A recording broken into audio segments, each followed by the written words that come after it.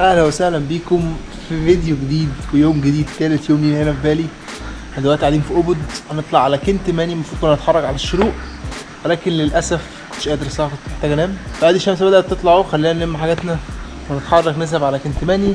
ما اعرفش كنتماني هي منطقه بجوار بركان اللي هو ماونت باتور. البركان ده جنبيه بحيره، مكان كده كومبو ميكس هيعجبكم.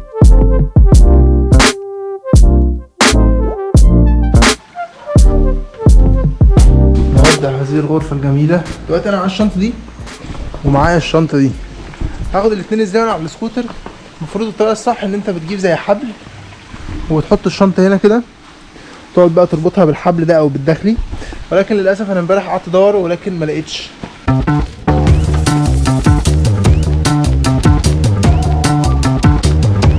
رحلتنا 34 كيلو مرة واحدة تقريبا، اول مرة اخد مسافة زي كده. مسافة كبيرة قوي طبعا بالنسبة للموتوسيكل، بالنسبه للناس اللي بتسوق، ولكن المشكله ان هيبقى فيه جبال بقى كتير ومنازل ومطالع، فالموضوع ممكن يبقى خطير شويه على واحد تجربته بالسكوتر كلها ما تتعداش 40 يوم. فيلا بينا.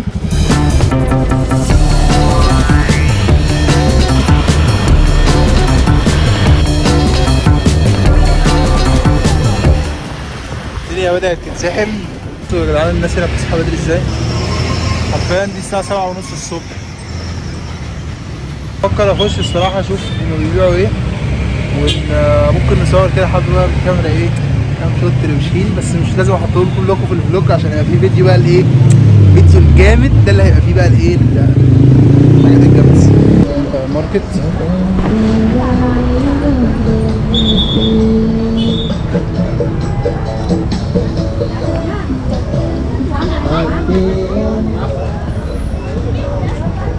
والله ناس رايقة،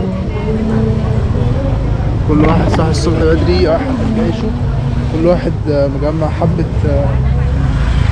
حاجات هو زارعها بيبيعها. ده تقريبا المورنينج ماركت، تقريبا هو في كل منطقة في اوبود في تشانجو في حتة كده زي مورنينج ماركت من الساعة 5 الصبح لحد الساعة 9. قاعدين يبيعوا خضار اهو. الو، محدش بيرد عليا ليه؟ الو. تقريبا كده الماركت خلص يا شباب. هنا بقى ده الورد اللي بيستخدموه في القرابين عندهم في الديانة الهندوسية. تلاقي بقى الورد ده كده بيحطوه في الاطباق دي وبعدها ايه بيبيعوه. الو ابا كبا، ابا كبا بايك ببوس. اوكي ثانك يو. بيبيعوا بقى البتاع ده وبيحطوه بيولعوا فيه كده ويحطوه كأنه بقى ايه بركة يعني وحاجات من كده. وبس خلينا بقى نرجع نكمل طريقنا. وبرضه انا لسه كنت بقول لها ابا كبادي يعني ازيك عامله ايه يعني، قالت لي بايك يعني جود او باجوس يعني جود برضه. فبس خلينا نرجع نكمل بقى طريقنا، لان 24 كيلو وهنوصل.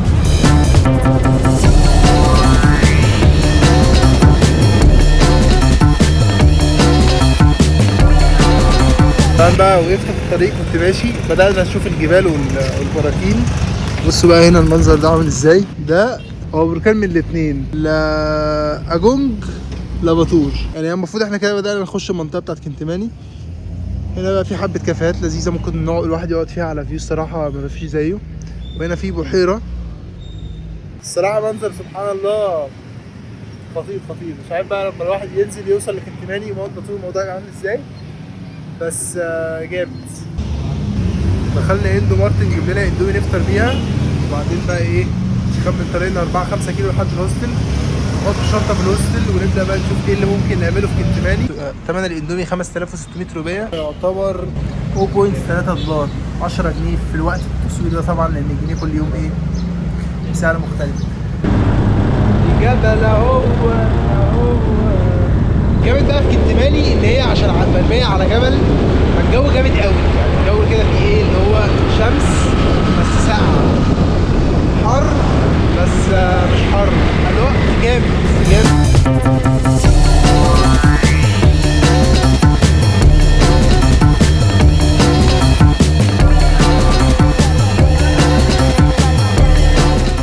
بصوا يا جدعان، انا انا وقفت في الطريق عشان اتفرج على الفيو الصراحه، بس الموضوع عامل ازاي.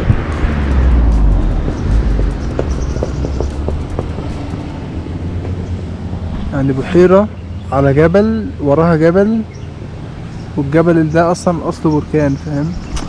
حاجه طبيعه عندهم هنا الصراحه ملهاش حل.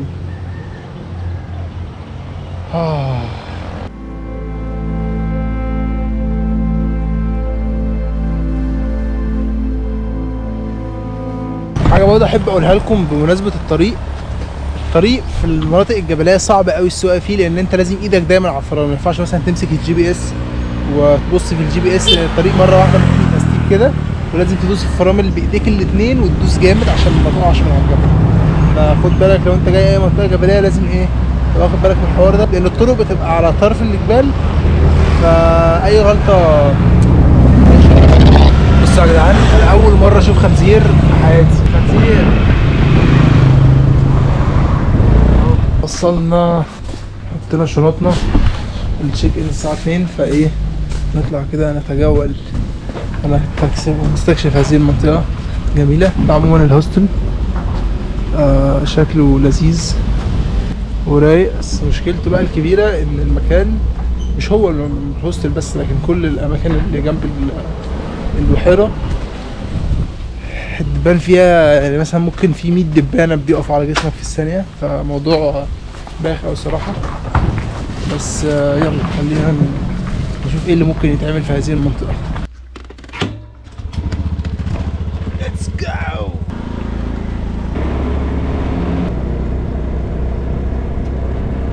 انا حاسس ان انا قاعد في سويسرا بس في اندونيسيا وعلى رخيص.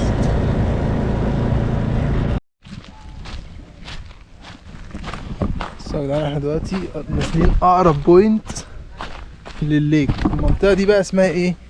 هكتب لكم اسم في حته زي هوت سبرينج هنا. الهوت سبرينج ده بيحصل ازاي بقى؟ في ميه في الموجوده، في نفس الوقت في بركان. فالبركان بيعمل ايه؟ بيسخن الميه، فلما البركان بيسخن الميه بيطلع ايه؟ هوت سبرينج.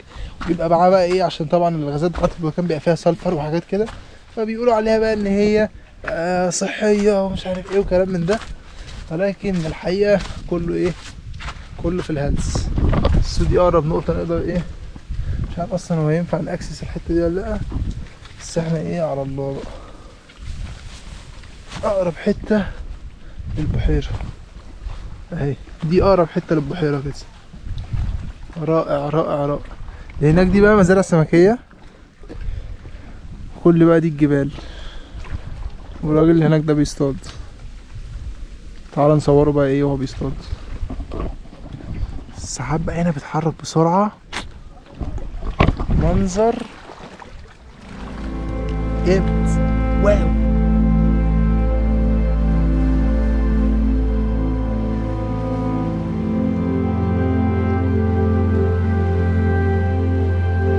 وبرضه ممكن تركب كاياك من نفس المكان.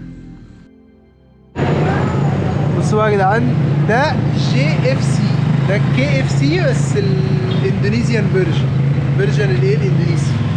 حرفيا هو بنص سعر KFC، يعني ممكن تجيب لك 3 قطع مشروب ورز او بطاطس ب 40,000 روبيه، اللي هو يعتبر 2 دولار وربع. يعني 2 دولار وربع دول حاجه الصراحه جامده فعلا اللي انا بعيش عليه وانا مسافر. فنخش كده ناخد اللانش بتاعنا، وبعدها نريح شويه الصراحه، لان الشمس دلوقتي من الساعه 12 ل 4، ولو انت في شهر 4 او بعد الريني سيزون الشمس بتبقى نازله على وشك كده، يعني ما اتمناهاش لألد اعدائي. خلينا نطلب لنا حاجه ناكلها كده ونقعد. بصوا يا جدعان، دي الوجبه. هما طبعا القطعتين دول مواد صغيرين، بس تقريبا هنا مثلا عشان الجبل الفراخ ما بتاكلش وما بتتغذاش، انا ما عنديش فكره الصراحه، بس يعني وجبه لذيذه صغيره كده تجيب 30,000، لو هتزود قطعه كمان هتبقى ب 40,000. نقعد بقى نشرب العصير ونقدت. بص بقى، تالت مكان لازم تروح لو انت في كنتماني هو المكان ده، اسمه جزيرة او الكافيه اللي جنبه. الجزيرة ده بص المكان عامل ازاي بجد، تخش كده تحس ان انت قاعد اصلا على حافة العالم. مكان الستايل بتاعه روش قوي، وايه بانوراما فيو، بانوراميك فيو من كل حته، يعني انت حرفيا شايف كل حاجه. السقف بتاعه عالي فجامد قوي الصراحه. غير كده بقى بص الفيو من بره عامل ازاي، بصوا تحت هنا عندك بول مش عارف بتاع ايه الصراحه، لكن بصوا الغابات دي بقى كلها، وهنا البركان وكل الاسود ده لافا. البركان ده اخر مره فرقع 1999 و2000، فاتمنى بقى ما يجيش يعملها علينا. بصوا يا جدعان بجد بجد منظر خزعبلي، يعني كنت بالي انت تيجي كده تقعد متعملش حاجه، تفضل قاعد كده الجو لذيذ، تقعد بقى ايه تستجم وتتفرج على المنظر اللي انت شايفه هنا. بجد مكان خطير. بصوا يا جدعان احنا طلبنا ايه، كابتشينو على ايه، قاعدين هنا نخلص حبه شغل وده الفيو. تخيلوا الكابتشينو معاك بكام بجد، الموضوع ده انا مش فاهمه. يعني هما السعر الكابتشينو هنا فوق الجبل تبص على بركان وعلى بحيره ومش عارف ايه، هو نفس السعر الكابتشينو هتنزل تجيبه من اي كافيه موجود مرمي في الشارع تحت ب 30000. ده ب 33000. 33000 ده يعني 33000 ده يعني انت بتتكلم في 60 جنيه، بتتكلم في دولار بوينت 8 او 2 دولار. حاجه بجد اندونيسيا وبالي في حته تانيه الصراحه. بعد ما قعدت في المكان ما قدرتش اتحرك، فضلت قاعد بقى طول اليوم، قضيت اليوم كله في هذا الكافيه. لازم تيجوا المكان ده بجد، يعني ده واحده من اهم 3 حاجات تتعمل في كانتماني. بس وده يبقى نهايه الفلوج بتاعنا النهارده. هرجع الهوستل انام عشان نصحى بكره نتسلق بركان او جبل بطور ونشوف بقى الشروق من فوق، وبعدها نشوف هنروح فين تاني. اشوفكم في فيديو جديد، متنسوش تدعمونا جدا جدا جدا عشان الديلي فلوجز دي بجد صعبه. تعملوا لنا لايك وسبسكرايب وتشير بقى وتكتب لي كومنت. اشوفكم في فيديو جديد. سلام.